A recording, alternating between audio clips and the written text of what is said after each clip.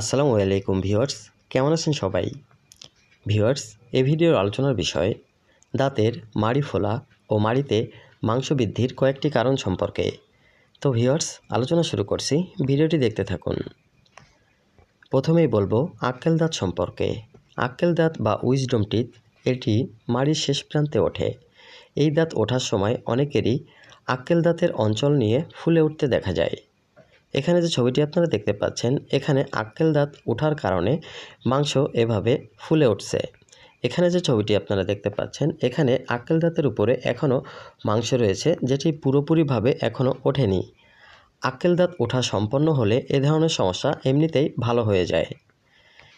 এছাড়া ভিউয়ার্স, মাড়ি যদি কখনও জিঞ্জিভাইটিস রোগে আক্রান্ত হয়, তাহলে মাড়ি থেকে রক্ত আসা সহ এই ধরনের সমস্যা দেখা যায়। মাড়ি ফুলে ওঠে, মাড়িতে মাংস বৃদ্ধি হয়, যেমনটি এখানে দেখতে পাচ্ছেন। এটি জিঞ্জিভাইটিসের একটি অবস্থা।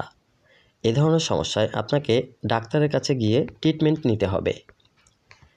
এছাড়া ভিউয়ার্স, আপনার মুখে বা কারো মুখে যদি নষ্ট কোনো দাঁত থেকে থাকে, যে দাঁত ড্যামেজ হয়ে গেছে বা যে দাঁতের পাল্প নষ্ট হয়ে গেছে, এমন কোনো দাঁত যদি আপনার থেকে থাকে আর সে দাঁতের ইনফেকশন যদি হয়ে থাকে, তখন সেই দাঁতটির গোড়া এভাবে ফুলে উঠতে পারে। যদি কারো ভাঙা দাঁতও থেকে থাকে, সেই ভাঙা দাঁতের গোড়াও এমনভাবে ফুলে উঠতে পারে। এক্ষেত্রে এক্স রে করে পজিশন দেখে ট্রিটমেন্ট দেওয়া হয়ে থাকে। এছাড়া ভিউয়ার্স, যদি কখনও কোনো কিছু খাবার খেতে গিয়ে আপনার মাড়িতে কোনো খাবার আটকে থাকে বা মাড়িতে কোনো কিছু ঢুকে যায় আর সেটি মাড়িতে থেকে যায়, সেক্ষেত্রেও মাড়ির সামান্য অঞ্চল নিয়ে এমনভাবে ফুলে উঠতে পারে। এটি পজিশনের উপর নির্ভর করে। তো ভিউয়ার্স, ভিডিওর আলোচনা এই পর্যন্তই। ভিডিওটি ভালো লাগলে শেয়ার করবেন, আর চ্যানেলটি ভালো লাগলে সাবস্ক্রাইব করে রাখতে পারেন দাঁত সম্পর্কে জানার জন্য। সবাই ভালো থাকবেন। আসসালামু আলাইকুম।